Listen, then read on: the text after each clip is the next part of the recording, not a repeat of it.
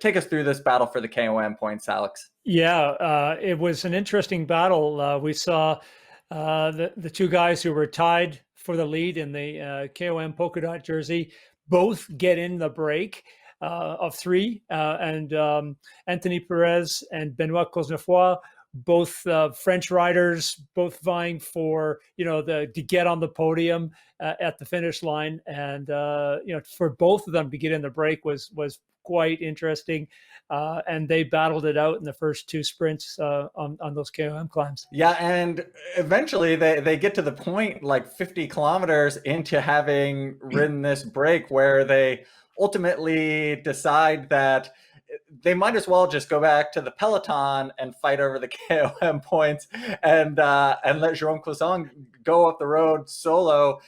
Kudos to him on the day for being the lone man out there. Perez suffered just a horrible, really sort of heartbreaking misfortune.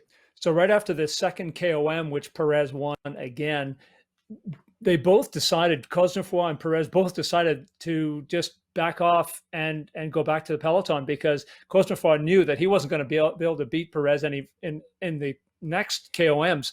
So they just backed off and let Jérôme Cousin from Total Direct Energy go ahead and continue the break on his own, which I think was a real professional rider's move from Perez and Cosnefroy, so that they weren't going to beat each other up any further. It was just the writing was on the wall. They decided to let it go.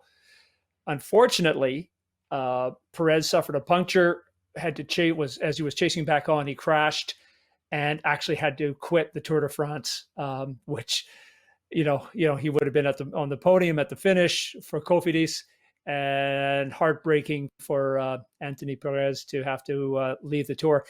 In addition, Perez was also a key lieutenant for Guillaume Martin, his climbing GC leader on Cofidis, and now Guillaume Martin will have one less lieutenant to help him.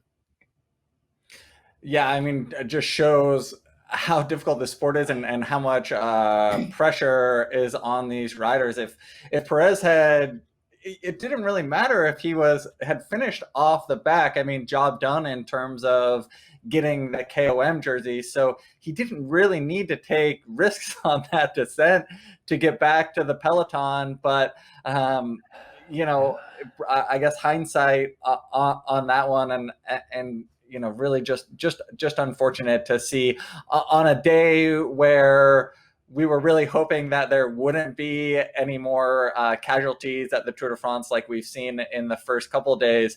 Just a heartbreaking loss for the KOM rider.